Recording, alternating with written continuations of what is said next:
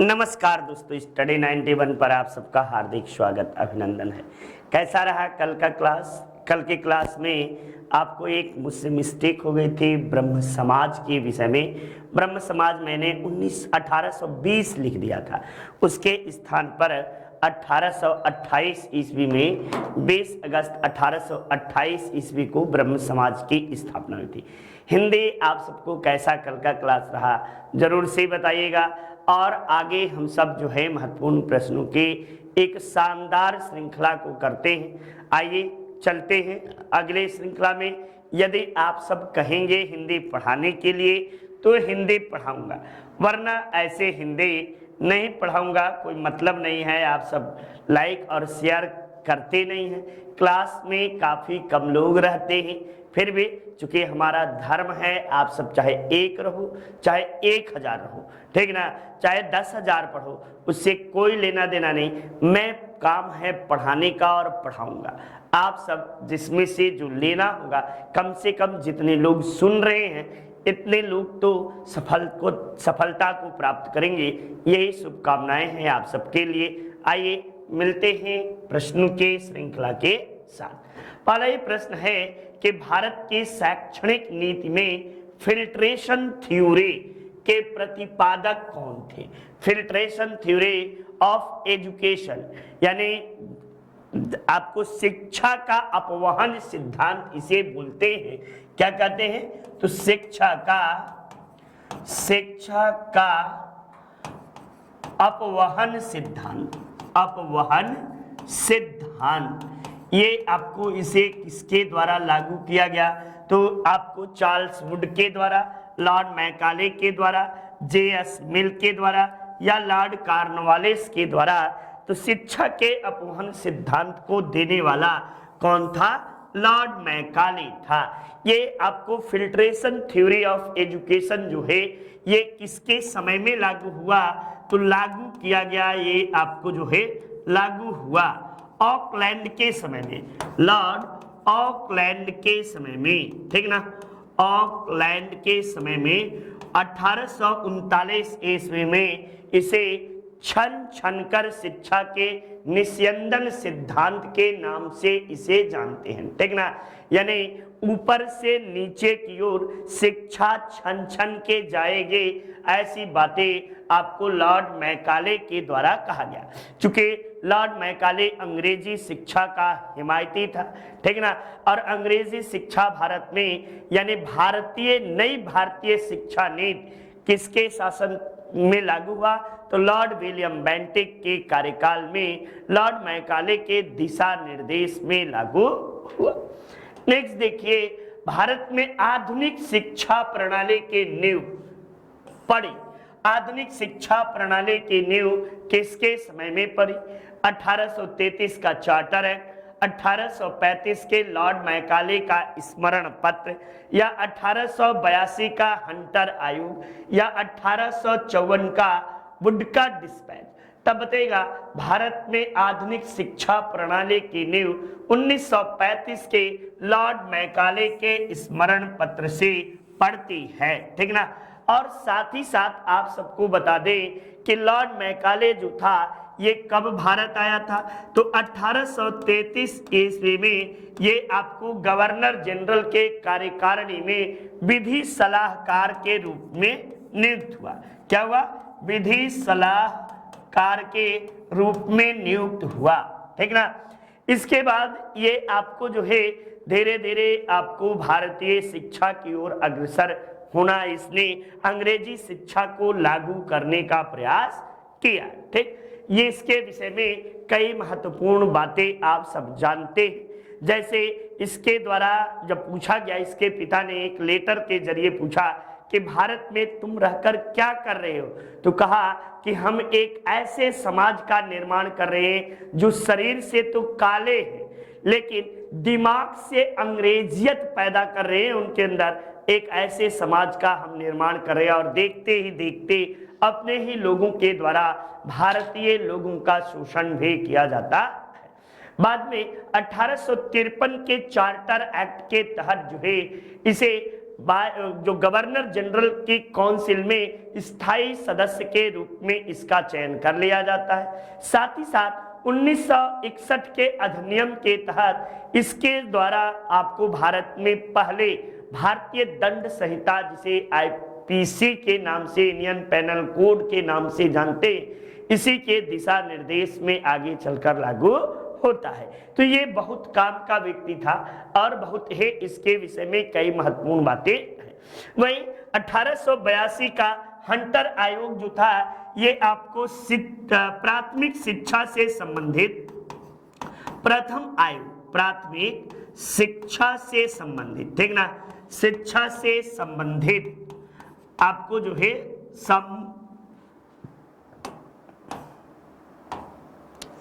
संबंधित प्रथम आयोग, ठीक ना, आयोग इसे माना जाता है। वुड के डिस्पैच को भारतीय शिक्षा का मैग्ना कार्टा कहते हैं। क्या कहते हैं? भारतीय शिक्षा का मैग्ना कार्टा, ठीक ना, मैग्ना कार्टा के नाम से इसे जाना जाता है। ये जरूर से बातें देख लीजिएगा। 1813 का चार्टर एक्ट जो है, इसी में भारतीय लोगों के ऊपर पहली बार प्रति वर्ष 1 लाख रुपए खर्च करने का प्रावधान किया गया था। ये बातें भी आप सबसे पूछी जाती है। नेशनल काउंसिल ऑफ एजुकेशन के स्थापना कब हुई? 15 अगस्त 1903 ईस्वी को, 15 अगस्त 1904 ईस्वी को, 15 अगस्त 1905 को, या 15 अगस्त 1906 ईस्वी को? तो 15 अगस्त 1906 ईस्वी को नेशनल काउंसिल ऑफ एजुकेशन के स्थापना आपको कहाँ होती है? तो कलकत्ता में आपको 1506 ईस्वी में होती है। कब होती है? तो स्वदेशी आंदोलन के समय, ठीक ना, स्वदेशी आंदोलन के समय, स्वदेशी आंदोलन के समय। एक प्रश्न और भी बनता है बच्चा कि स्वदेशी आंदोलन का सबसे अधिक प्रभाव किस पर पड़ा? तो स्वदेशी आंदोलन का सर्वाधिक प्रभाव भारतीय शिक्षा पर ही पड़ा।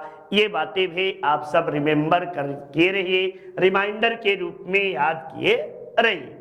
सूची 1 को सूची 2 से सम्मिलित कीजिए और सूचियों को नीचे दिए गए कूट का उपयोग करते हुए सही उत्तर का चयन करिए। अब यहीं पे आपको दिया है उकाई परियोजना कहाँ है? तो गुजरात में है। पत्रातु परियोजना कहाँ है? तो झारखंड में है। पेंच परियोजना कहाँ है?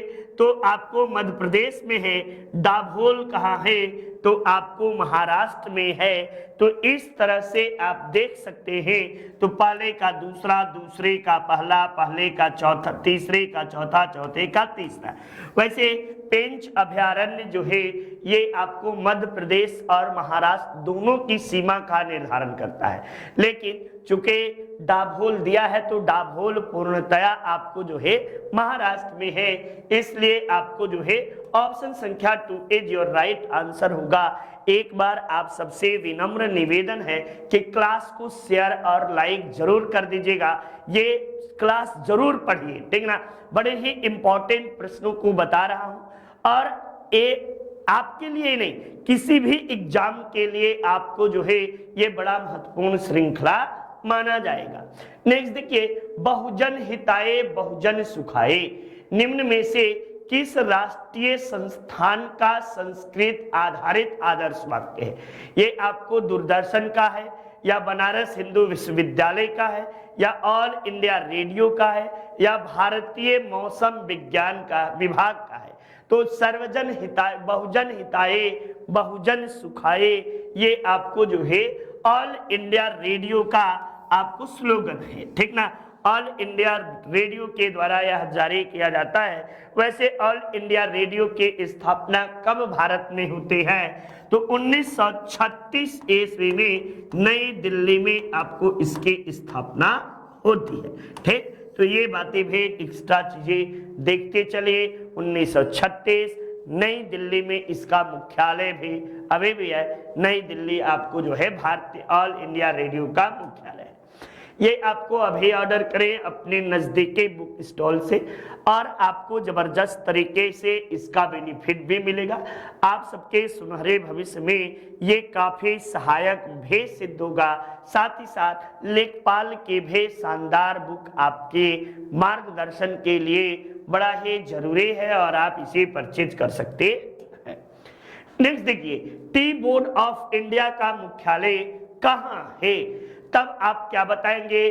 दार्जिलिंग में, नई दिल्ली में, कोलकाता में या आपको कोच्चि में? तब इस प्रश्न के जवाब में आप बताइएगा टी बोर्ड ऑफ इंडिया का मुख्यालय जो है ये कहाँ है? तो कोलकाता में टी बोर्ड ऑफ इंडिया का मुख्यालय है। जब आपसे पूछे कि कॉफी बोर्ड का मुख्यालय कहाँ है, कॉफी बोर्ड का मुख्यालय, ठीक ना, बोर्ड का मुख्यालय कहाँ है, मुख्यालय, तब आप चिकमंगलूर बताइएगा, ठीक ना, चिकमंगलूर, मंगलूर कर्नाटक में आपको जो है, कर्नाटक चिकमंगलूर में आपको है। जब आपसे पूछे कि मसाला बोर्ड का मुख्यालय कहाँ है, मसाला बोर्ड, ठीक ना, मसाला बोर्ड का मुख्यालय तब बताइएगा कोच्चि में है और कोच्चि केरल में आपको जो है, केरल में आपको इसका मुख्यालय है। जब पूछे तंबाकू बोर्ड का मुख्यालय, तंबाकू बोर्ड का मुख्यालय आपको कहाँ है, तब बताइएगा राजमुंद्री, राजमुंद्री, मुंद्री ये आपको कहाँ है? तो आंध्र प्रदेश में, आंध्र प्रदेश के राजमुंद्री में आपको है। जब आपसे पूछे रबर का मुख्यालय, रबर बोर्ड का आपको मुख्यालय कहाँ है, तब आप जवाब रबर बोर्ड के मुख्यालय के रूप में दीजिएगा कि कोट्टायम, कोट्टायम में आपको जो है, कोट्टायम आपको केरल के कोट्टायम में इसका मुख्यालय है। तो ये प्रमुख मुख्यालय भी आप सब देख सकते हैं और आपके लिए ये 1, 2, 4 प्रश्न, इस तरह के प्रश्नों को आप याद कर लीजिए, जान लीजिए, चीजें आपके सामने हैं, ठीक। चलिए नेक्स्ट देखिए, विटामिन बी की कमी से कौन सा रोग होता है? तो रिकेट्स जो होता है ये विटामिन डी की कमी से, विटामिन डी की कमी से होता है, ठीक ना। और बेरी बेरी जो होता है विटामिन B1, विटामिन B1 की कमी से, जिसे थायमिन कहते हैं, और विटामिन ए की कमी से आपको जिसे रेटिनॉल के नाम से जानते हैं ये होता है। और विटामिन B1 की, B3 की कमी से पेलाग्रा रोग होता है। और विटामिन B3 का रासायनिक नाम की बात किया जाए तो इसका रासायनिक नाम जो है, रासायनिक नाम, ठीक ना, नियासिन है। क्या है? नियासिन, आपको इसका रासायनिक नाम नियासिन है। ये बातें आप सबके लिए है और चीजों को समझते चलिए, देखते चलिए। इसके बाहर उम्मीद करते हैं कि आपसे कुछ भी नहीं पूछा जाएगा, ठीक ना। तो आइए चीजों को देखिए। ये सूची 1 को सूची 2 से सुमिलित कीजिए तथा सूचियों के नीचे दिए गए कूट से सही उत्तर का चयन करिए। सर्च लाइट का प्रकाशन किसने किया था? तो सर्च लाइट सच्चिदानंद के द्वारा पटना से ही प्रकाशित था।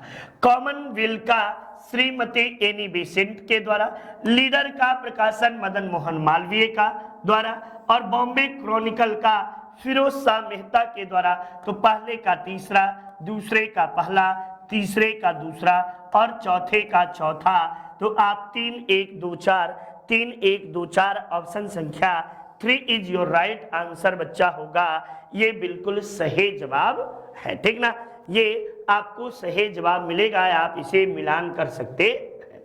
डेक्कन एजुकेशनल सोसाइटी के स्थापना किसने की थी? बीजी तिलक ने, जस्टिस रानाडे ने, दयानंद सरस्वती ने, आपको फिरोज शाह मेहता ने।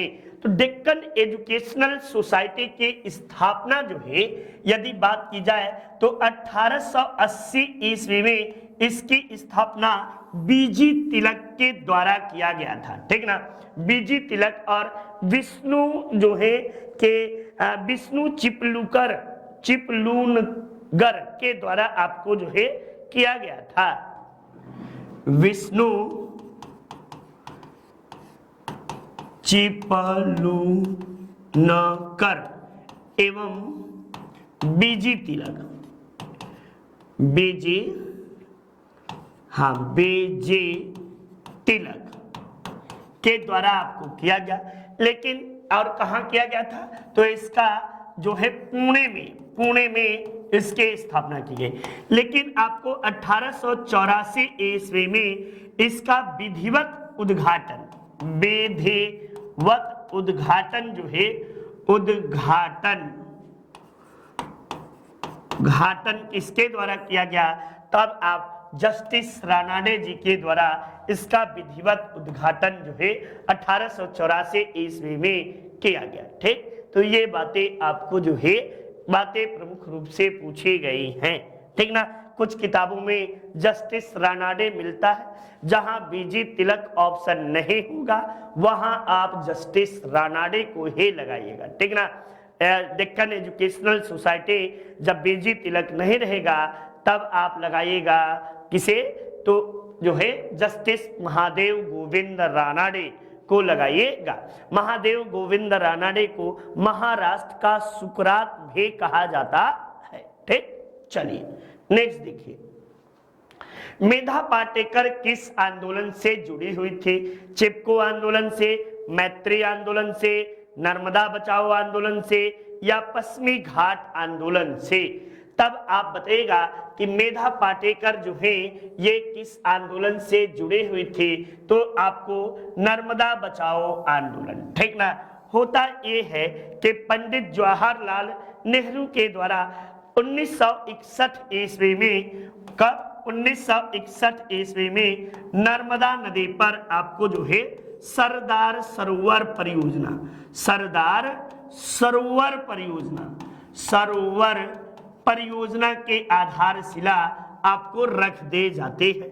और ये जिसका विरोध आगे चलकर नर्मदा बचाओ आंदोलन के जरिए मेधा पाटेकर के द्वारा किया जाता है। और मेधा पाटेकर ने इसका विरोध जो है वो कब प्रारंभ किया, तो 1989 ईस्वी में, यानी 1989 ईस्वी में मेधा पाटेकर के द्वारा इसका विरोध किया जाता है। क्यों किया जाता है, तो दो उद्देश्यों से किया जाता है। एक तो बांध परियोजनाओं के बनने से जो आसपास के जानवर थे, पशु पक्षी जानवर, इनके आवास जो हैं वो नष्ट हो रहे थे। साथ ही साथ जो आपको बांध के आसपास रहने वाले गांव के लिए भी ये बड़ा ही खतरनाक बन बैठा था। ऐसे स्थिति में आपको मेधा पाटेकर के द्वारा नर्मदा बचाओ आंदोलन चलाया गया। और इसमें आमिर खान का नाम सुने होंगे हीरो, इनका भी आपको जो है सहयोग रहता है। आमिर खान भी नर्मदा बचाओ आंदोलन से जुड़े हुए थे। आपको नितिन सर के द्वारा इंडिविजुअल हिंदी व्याकरण शानदार तरीके से for all in competitive exam के लिए शानदार है, आप इसे जरूर परचेज करिए और आपके सुनहरे भविष्य में ये काफी फायदेमंद भी होगा। विश्व में मैंग्रोव वनों का सबसे बड़ा क्षेत्र निम्न में से कौन सा है, तो सबसे बड़ा क्षेत्र जो है ये आपको विश्व में मैंग्रोव वन का सबसे बड़ा क्षेत्र सुंदरवन है। और सुंदरवन में सुंदरी नामक वृक्ष पाया जाता है। कौन सी? सुंदरी नामक वृक्ष, ठीक ना, नामक वृक्ष की बहुलता है। सुंदरवन डेल्टा जो है ये आपको दुनिया का सबसे बड़ा डेल्टा है, दुनिया का सबसे बड़ा डेल्टा है, ये भी याद रखे रहिएगा, सबसे बड़ा डेल्टा है। और ये डेल्टा का निर्माण किससे हुआ है, तो गंगा तथा ब्रह्मपुत्र प्लस ब्रह्मपुत्र नदी द्वारा आपको जो है इसका निर्माण हुआ है।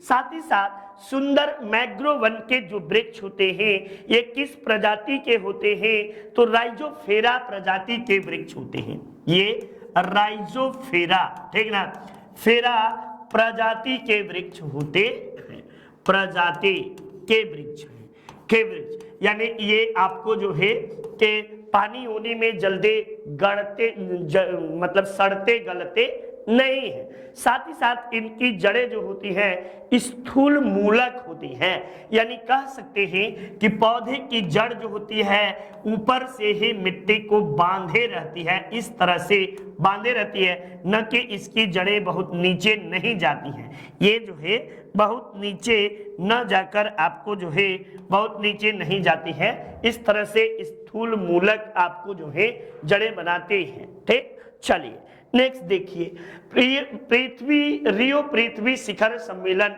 किस वर्ष आयोजित हुआ? तो ये 1991 में, 1995 में, 96 में या 92 में। तो 1992 ईस्वी में आपको रियो पृथ्वी सम्मेलन का आयोजन जो है ब्राजील की राजधानी उस समय हुआ करती थी रियो डिजनेरियो में आयोजित हुआ, और इसे जो है रियो पृथ्वी शिखर सम्मेलन में कुल 172 देशों ने भाग लिया था। आपको बता दें कि कुछ किताबों में आपको 178 देश भी मिलता है, ठीक ना, घबराइएगा नहीं। 172 देश है आपको ऑथेंटिक होगा, और इसके साथ साथ इसे एजेंडा 21 के नाम से भी 21 के नाम से भी आपको जाना जाता है। ये आपको जो है सतत विकास से संबंधित, सस्टेनेबल डेवलपमेंट से संबंधित या आपको पहला जो है के सम्मेलन बुलाया गया था। पूरे दुनिया के लोग जो थे एक मंच के नीचे आए थे रियो डिजनेरियो में। आज भी बता दे लैटिन अमेरिका का सबसे बड़ा देश रियो डिजनेरियो है, ठीक ना। चलिए नेक्स्ट, भारत का सबसे बड़ा टाइगर रिजर्व कौन सा है? सुंदरवन डेल्टा है, जिम कार्बेट है, सतपुड़ा है, या आपको नागार्जुन सागर है? तो भारत का सबसे बड़ा टाइगर रिजर्व जो है ये आपको नागार्जुन या श्री सैलम टाइगर रिजर्व है, जबकि जिम कार्बेट जो है ये भारत का प्रथम टाइगर रिजर्व है, प्रथम टाइगर रिजर्व आपको है। और महत्वपूर्ण बातों में सबसे छोटा टाइगर रिजर्व जब पूछे, सबसे छोटा, तब आप बताइएगा छोटा टाइगर रिजर्व, तब बताइएगा कि सबसे छोटा बोर टाइगर रिजर्व जो है, बोर ये कहाँ है? तो महाराष्ट्र में है, ये सबसे छोटा टाइगर रिजर्व है। जब पूछे कि आपको जो है सर्वाधिक, विश्व की सर्वाधिक ऊंचाई पर, ठीक ना, विश्व की सर्वाधिक ऊंचाई पर स्थित टाइगर रिजर्व, सर्वाधिक ऊंचाई पर स्थित टाइगर रिजर्व कौन सा है? तब बताइएगा नामदफा जो है दुनिया की सबसे ऊंचाई पर स्थित है। ये आपको जो है अरुणाचल प्रदेश में यह टाइगर रिजर्व आपको नामदफा है, ठीक। और आपको जो है कि भारत में वर्तमान में कितने टाइगर रिजर्व हैं? तो भारत में वर्तमान में आपको जो है वर्तमान में 53 टाइगर रिजर्व हैं, ठीक ना। और गुरु घासीदास सबसे नवीनतम टाइगर रिजर्व है। नेक्स्ट देखिए, हाल ही में संघाई हिरण को खबरों में किस राज्य का राज्य जानवर देखा गया है?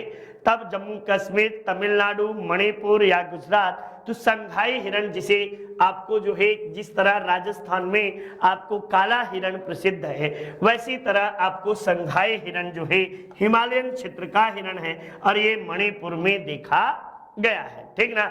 ये मणिपुर में आपको देखा गया है संघाई हिरण। और हांगुल हिरण जो है ये कहाँ है? तो हांगुल मृग ये आपको जो है जम्मू कश्मीर के दांची ग्राम अभयारण्य में ये हांगुल हिरण है। ये बातें भी आप लोग याद रखे रहिएगा। काला हिरण राजस्थान याद कीजिएगा, ठीक ना। नेक्स्ट देखिए, क्लाउडेड लेपर्ड नेशनल पार्क कहाँ स्थित है? त्रिपुरा में, हिमाचल प्रदेश में, उड़ीसा में या जम्मू कश्मीर में? तो क्लाउडेड लेपर्ड यानी आपको जो है कि हिमालयन चीता आपको जो है कहां पर? तो त्रिपुरा में देखने को मिला है। ये आपको नेशनल पार्क त्रिपुरा में स्थित है। नेक्स्ट अगले प्रश्न की ओर चलते हैं। यूपी ट्रिपल एस से वीडियो शानदार तरीके से हमारी संस्था की ओर से पढ़ाया गया है, आप इसे परचेज कर सकते हैं और आपके सुनहरे भविष्य में ये काफी सहायक भी सिद्ध होगा। नेक्स्ट अगले वीडियो की ओर चलते हैं। प्रश्न की ओर, भारत में निम्नलिखित तटों में से कौन कृष्णा डेल्टा तथा केप कमोरेन के मध्य स्थित है? तो कृष्णा डेल्टा तथा केप कमोरेन के बीच आपको जो है यही पूरा क्षेत्र जो है ये आपको केप कमोरेन यही है, केप कमोरेन, कमोरेन। और आपको कृष्णा नदी जो है कृष्णा डेल्टा आपको ये है, और इस पूरे क्षेत्र को कोरोमंडल तट के नाम से, कोरोमंडल तट के नाम से जाना जाता है, ठीक ना। ये और इधर का क्षेत्र जो है ये वाला क्षेत्र मालाबार है, ठीक ना, मालाबार तट है। और ये ऊपर जब आएंगे तो इस तरह से आएंगे तो ये कोंकण क्षेत्र है, ये कोंकण क्षेत्र है। और ऊपर का भारत में उड़ीसा के आसपास का क्षेत्र जो है उत्तरी सरकार के नाम से जाना जाता है। तो ये बातें निम्नलिखित दर्रों में से किससे होकर लेह जाया जाता है? तो लेह जाने का आपको रास्ता जो है ये जोजिला दर्रा आपको लेह जाने का रास्ता दिखाता है। कौन सा? जोजिला दर्रा आपको लेह जाने का रास्ता बताता है, ये याद किए रहिएगा, ठीक। चलिए नेक्स्ट, निम्नलिखित में से कौन सा युग्म सही सुमिलित नहीं है? बोमडिला अरुणाचल प्रदेश में, शिव किला हिमाचल में, जोजिला जम्मू कश्मीर में, नाथुला मेघालय में नहीं है बच्चा। नाथुला कहाँ है? तो सिक्किम में है, ठीक ना, सिक्किम में नाथुला दर्रा आपको स्थित है। तो ऑप्शन संख्या 4 इज योर राइट आंसर माना जाएगा। और आप सब उम्मीद करता हूं कि बिल्कुल सभी का जवाब भी सही होगा। नेक्स्ट देखिए, सूची 1 को सूची 2 से सुमिलित कीजिए तथा नीचे दिए गए कूट का सही मिलान करिए। एकदम मिलान करिए। आइए हम सब मिलान करते हैं। उष्णकटिबंधीय वन जो है ये आपको कहाँ पाए जाते हैं? तो उष्णकटिबंधीय वन जो है ये आपको जो है कि साइलेंट वैली में पाए जाते हैं। पहले का चौथा कहीं दिख रहा है? हाँ जी, ये थोड़ा सा इसको छोटा कर दिया जाए, हम लोग छोटा कर दें तो ये आपके सामने रहा। अब शंकुधारी वन कहाँ पाए जाएंगे? तो शंकुधारी वन जो है ये आपको हिमाचल प्रदेश में पाए जाएंगे। वहीं कच्छ वन कहाँ पाए जाएंगे? तो कच्छ वन या मैग्रो वन सुंदरवन डेल्टा में पाए जाएंगे। पतझड़ वन कहाँ पाए जाएंगे? तो राजस्थान में। तो इस तरह पहले का चौथा, दूसरे का तीसरा, पहले का तीसरा और आपको चौथे का तीसरा। तो आपको 4, 2, 1, 3 ऑप्शन संख्या 4 इज योर राइट आंसर माना जाएगा। 4 विकल्प बिल्कुल आपका सही है। नेक्स्ट अगले प्रश्न के ओर चलते हैं। अगले प्रश्न में निम्नलिखित में से कौन सा युग्म सही सुमिलित नहीं है? गांधी सागर बांध चंबल पर, सरदार सरोवर बांध नर्मदा पर, नागा अर्जुन बांध कृष्णा नदी पर। बिल्कुल ये सब के सब सही है। तिलैया बांध जो है ये कोनार नदी नहीं भैया, बराकर नदी, बराकर नदी। ये झारखंड में आपको तिलैया बांध कहाँ है? झारखंड में। और ये दामोदर वैली पर आधारित जो है ये तिलैया बांध जो है इसी का निर्माण कराया गया है। यही आपको आंसर जो है सही होगा। बाकी आप लोग समझदार हैं, बताने की बहुत जरूरत नहीं है। राजस्व लेखपाल नया बैच 600 से अधिक video classes, free test series, smart PDF material offline download करने की भी आपको सुविधा दी गई है, ठीक। तो चलिए अगले प्रश्न की ओर चलते हैं। सूची 1 को सूची 2 से मिलान करने के लिए है। एक तरफ आपको क्षेत्र का नाम है और दूसरे तरफ स्थानांतरित कृषि का नाम है। तो झूम कृषि जो है ये उत्तर पूर्वी भारत में झूम कृषि के नाम से जाना जाता है। वहीं पश्चिमी घाट में इसे कुमारी के नाम से जाना जाता है, ठीक ना। तो पहले का चौथा और आपको तीसरे का तीसरा।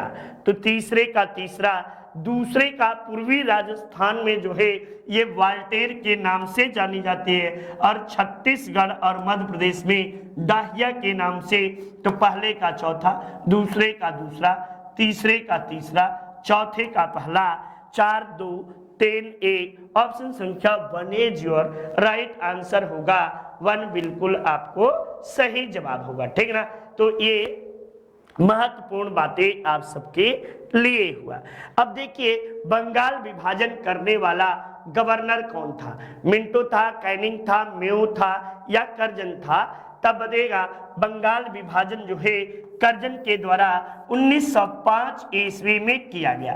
यदि पूछा जाए कि बंगाल विभाजन के समय, यहीं पे बंगाल विभाजन के समय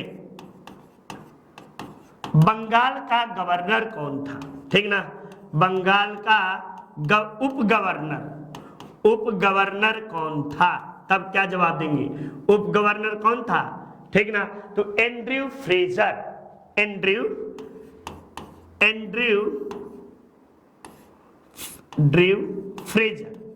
फ्रेजर जो थे यही थे। और बंगाल विभाजन की घोषणा कब हुई, बंगाल विभाजन के घोषणा ये आपको कब हुई, तो 19 जुलाई 1905 को, जुलाई 1905 को। और बंगाल विभाजन के घोषणा लागू, बंगाल विभाजन के घोषणा लागू कब हुआ, तो 16 अक्टूबर 1905 ईस्वी को बंगाल विभाजन की घोषणा को लागू कर दिया गया था। ये बातें भी आप सब याद कर लीजिए, जान लीजिए, और ये जरूरी है जानना, ठीक। नेक्स्ट देखिए, भूगोल शिक्षण हेतु सर्वाधिक उपयोगी सामग्री क्या है, फ्लैश कार्ड, मानचित्र, बैरोमीटर या कैलेंडर। तो बिना मानचित्र के बिना भूगोल नहीं पढ़ सकते हैं।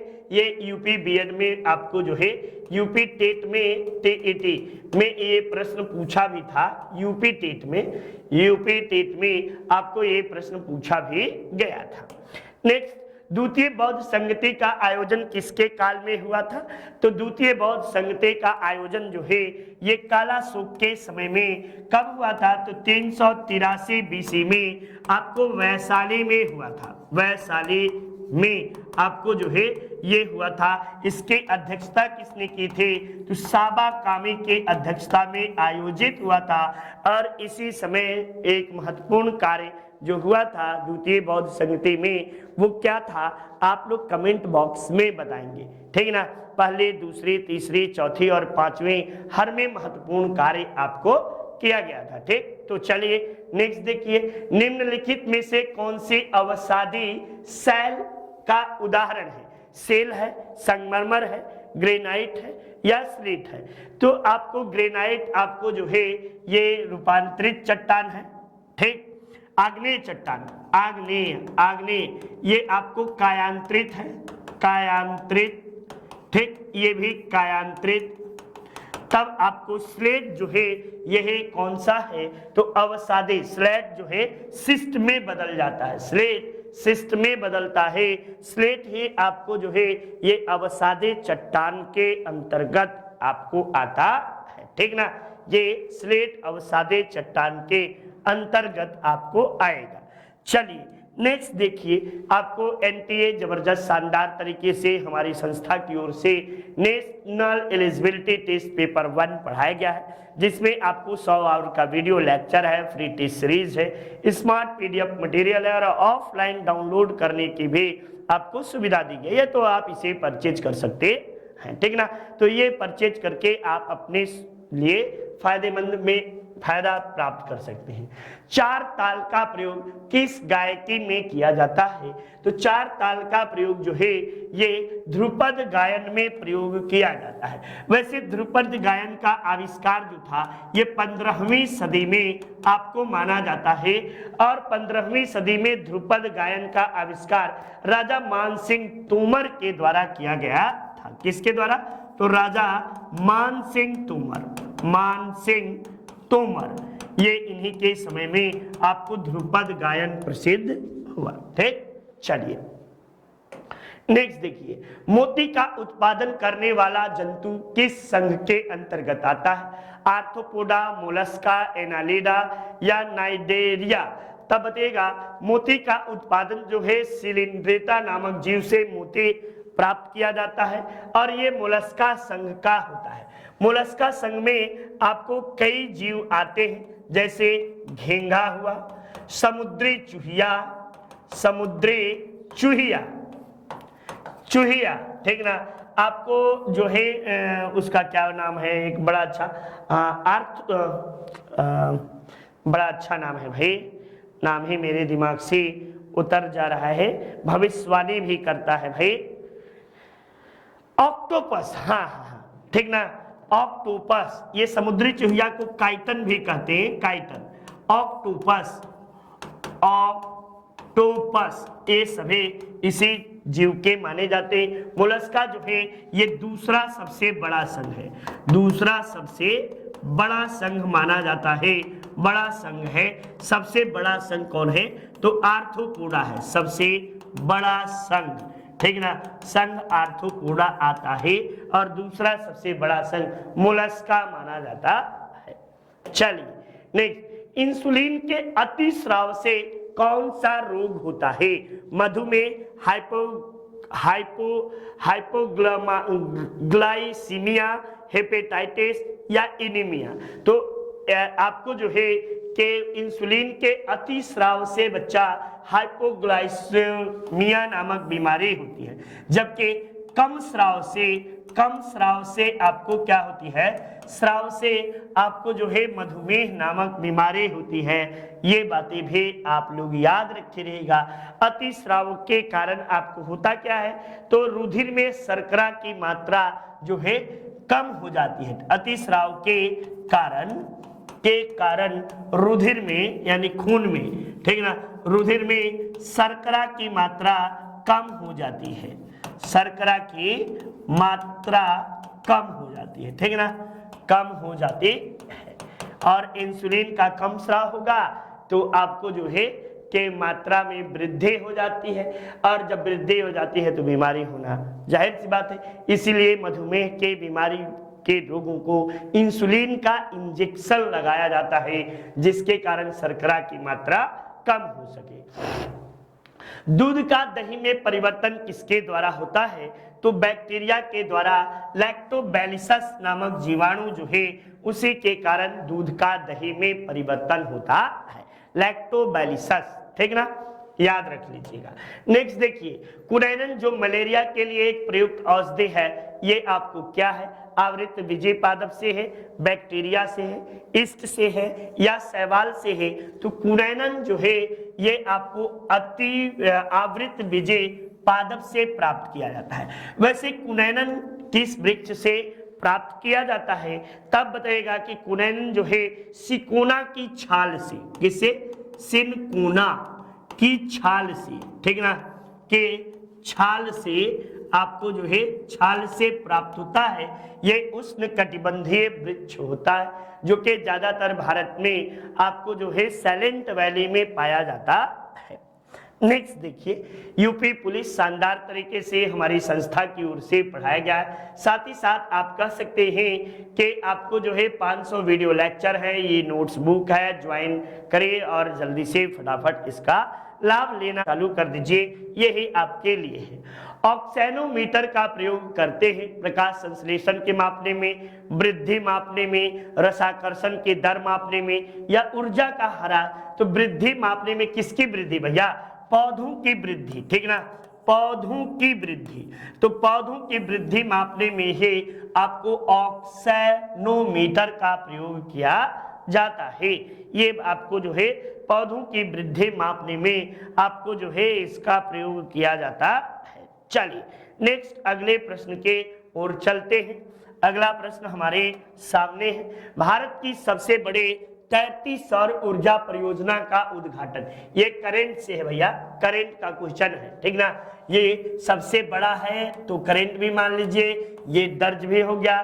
किस राज्य में आपको इसका उद्घाटन किया गया, तो तमिलनाडु राज्य में भारत का सबसे बड़ा सौर परियोजना का उद्घाटन किया गया है। नेक्स्ट, भारत में आरटीआई लागू करने का श्रेय किसे है, अरविंद केजरीवाल, अरुणा राय, गोरेलाल मनीषे या ये सभी। तो ये सभी को इसको लागू करने का योगदान है।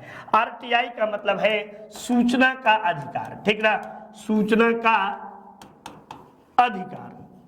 ये आपको कब लागू हुआ, तो 12 अक्टूबर 2005 ईस्वी को ये लागू हुआ सूचना का अधिकार। और सूचना के अधिकार को जो है कि प्रथम आयुक्त कौन बनाए गए? प्रथम आयुक्त, ठीक ना, प्रथम आयुक्त वजाहत हबीबुल्ला, वजाहत हबीबुल्ला बनाए गए। अब जो सूचना का अधिकार है एक मौलिक अधिकार है, एक मौलिक अधिकार है, ठीक ना, अधिकार है जिसका उल्लेख अनुच्छेद 19(1) के क में आपको मिलेगा। ये बातें भी आप याद कर सकते हैं, जान सकते हैं। हाल ही में मोदी जी ने कहां पर राष्ट्रीय रक्षा विश्वविद्यालय की स्थापना की है? हैदराबाद में, ग्वालियर में, गांधीनगर में या खड़कवासला में? तब बताएगा कि हाल ही में आपको गांधीनगर, गुजरात के गांधीनगर में राष्ट्रीय रक्षा विश्वविद्यालय के स्थापना की गई है। नेक्स्ट आपको जो है हाल ही में किस राज्य सरकार ने बच्चों के लिए बाल बजट पेश किया? तो बाल बजट पेश करने वाला हरियाणा, मध्य प्रदेश, राजस्थान या पंजाब राज्य है? तो बताइएगा मध्य प्रदेश राज्य जो है ये बाल बजट प्रस्तुत करने वाला राज्य है, ठीक। चलिए नेक्स्ट अगले प्रश्न की ओर चलते हैं। नितिन सर के द्वारा हैंड रिटेन नोट्स है, शानदार तरीके से आपको लिखा गया है, आप इसे परचेज कर सकते हैं और आपके सुनहरे भविष्य के लिए ये काफी फायदेमंद भी होगा। हाल ही में role of labour in India's development नामक पुस्तक किसने लिखी? Role of labour in India's development Venkaiah Naidu, Bhupender Yadav, Meenakshi Lekhi या धर्मेश प्रधान? तब इस प्रश्न में बताइएगा कि भूपेंद्र यादव के द्वारा आपको जो है role of labour in India's development में लिखा गया। ये वर्तमान में केंद्रीय मंत्री के रूप में भी है। नेक्स्ट देखिए, भारत का बाजार पूंजीकरण मार्केट कैपिटलाइजेशन विश्व में किस स्थान पर आता है? पहले, दूसरे, तीसरे, पांचवें या सातवें? तब आप बताइएगा कि भारत का स्थान जो है विश्व में 5वें नंबर पर आता है। पहले नंबर पे अमेरिका है, दूसरे नंबर पर आपको जो है ये चीन है, ठीक। तीसरे नंबर पे आपको जो है कि जापान है, चौथे पे फ्रांस है, पांचवें पे भारत है। भारत का पहला वर्ल्ड पीस सेंटर कहाँ बनाया जा रहा है? तो भारत का पहला वर्ल्ड पीस सेंटर जो है ये आपको हैदराबाद में, अहमदाबाद में, पाली में या गुरुग्राम में? तब बताइएगा कि गुरुग्राम में भारत का पहला वर्ल्ड पीस सेंटर बनाया जा रहा है। कि कहाँ पे? गुरुग्राम में आपको बनाया जा रहा है। नेक्स्ट अगले प्रश्न के ओर चलते हैं।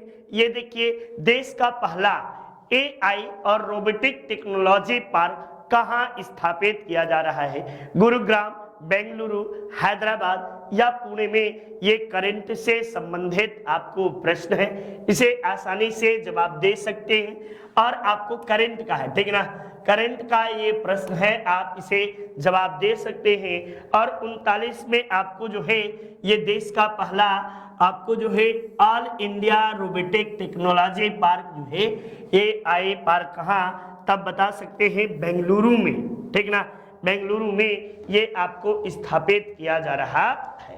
ये महत्वपूर्ण बातें आप सबके लिए है और आपके सुनहरे भविष्य में काफी फायदेमंद भी होगा, ठीक। चलिए नेक्स्ट अगले प्रश्न के ओर चलते हैं। ये रहा महालवाड़ी प्रथा कहाँ लागू की गई थी? तो महालवाड़ी प्रथा जो है ये आपको बंगाल, बिहार में नहीं भैया, ये महालवाड़ी प्रथा जो है ये लगभग 1800 आपको जो है कि 20 के दशक में 1820 के आसपास में महालवाड़ी व्यवस्था लागू की गई और ये उत्तर प्रदेश, राजस्थान, पंजाब और आपको जो है मध्य प्रदेश, कर्नाटक, इन सभी क्षेत्रों में आपको लागू किया गया। यदि वास्तविक रूप से देखा जाए तो आपको महालवाड़ी व्यवस्था का जनक जो था हाल्ट मैकेंजी आपको महालवाड़ी व्यवस्था का जनक माना जाता है। इस संपूर्ण भूमि के आपको 51% भूभाग पर लागू था, भूभाग पर लागू था, ठीक ना, 51% भूभाग पर ये लागू था। नेक्स्ट आपको वीडियो शानदार तरीके से हमारी संस्था की ओर से पढ़ाया गया है, इसे आप परचेज कर सकते हैं और ये आपके सुनहरे भविष्य में काफी सहायक भी सिद्ध होगा, ठीक ना। तो ये वीडियो की बुक जबरदस्त लिखने का प्रयास जीएस मैंने ही किया है, हिंदी नितिन सर के द्वारा, मैथमेटिक्स उमेश सर के द्वारा, रीजनिंग है इसमें, ठीक ना।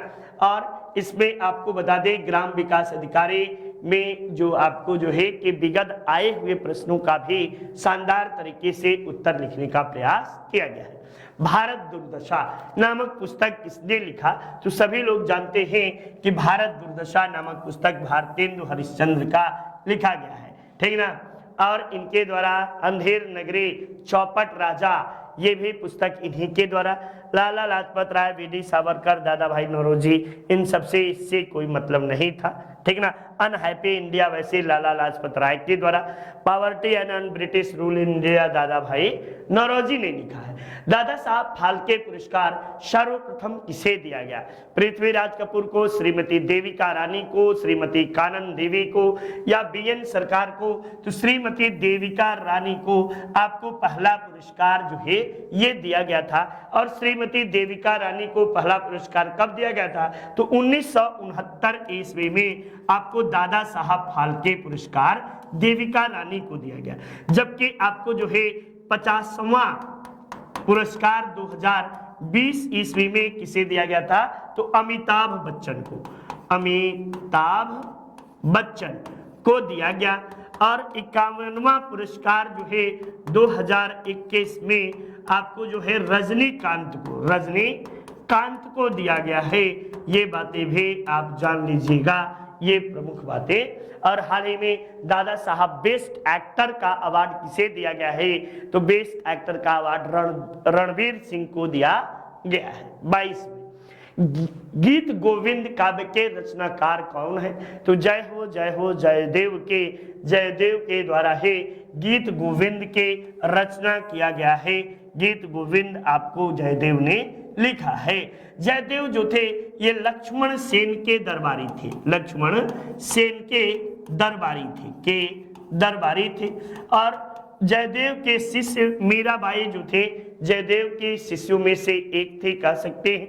और जयदेव के द्वारा लिखे गए गीत गोविंद पर इन्होंने टीका भी लिखा है, मीराबाई के द्वारा लिखा गया है। बाण सागर बांध का निर्माण किस नदी पर किया जा रहा है, केन, नर्मदा, इंद्रावती और सोन नदी पर। तो बाण सागर परियोजना जो है ये 3 राज्यों के संयुक्त परियोजना मानी जाती है। किसका, एमपी, यूपी और बिहार, ये 3 राज्यों की परियोजना है। और ये किस पर है, तो सोन नदी पर परियोजना है। और सबसे लंबे समय से जारी परियोजना परंतु पूर्ण नहीं होने वाली परियोजना भी बाण सागर परियोजना है। अब तो उत्तर प्रदेश के मिर्जापुर जिला, सोनभद्र, इन सभी जगहों पे बाण सागर परियोजना नहर को बना दिया गया है। रामकृष्ण मिशन की स्थापना किसने की थे, तो स्वामी विवेकानंद के द्वारा आपको जो है रामकृष्ण मिशन की स्थापना किया जाता है। कब करते हैं, तो 1897 ईस्वी में रामकृष्ण मिशन के स्थापना जो है ये आपको कलकत्ता के वेलूर में, ठीक ना, वेलूर में, कलकत्ता के वेलूर में आपको जो है ये स्थापित किया जाता है रामकृष्ण मिशन स्थापना। और रामकृष्ण मिशन की स्थापना स्वामी विवेकानंद ने अपने गुरु रामकृष्ण परमहंस के नाम पर किया, ठीक ना। तो ये महत्वपूर्ण बातें आप सबके लिए रहा। आज की श्रृंखला यहीं तक, आप सबने शानदार तरीके से पढ़ा, इसके लिए आप सबको तहे दिल से शुक्रिया। आपका जो है कि जीवन मंगलमय हो, इन्हीं कामनाओं के साथ जय हिंद, जय भारत, नमस्कार, शुभ संध्या, शुभ रात्रि, गुड नाइट, सत श्री अकाल, बाय बाय सबको।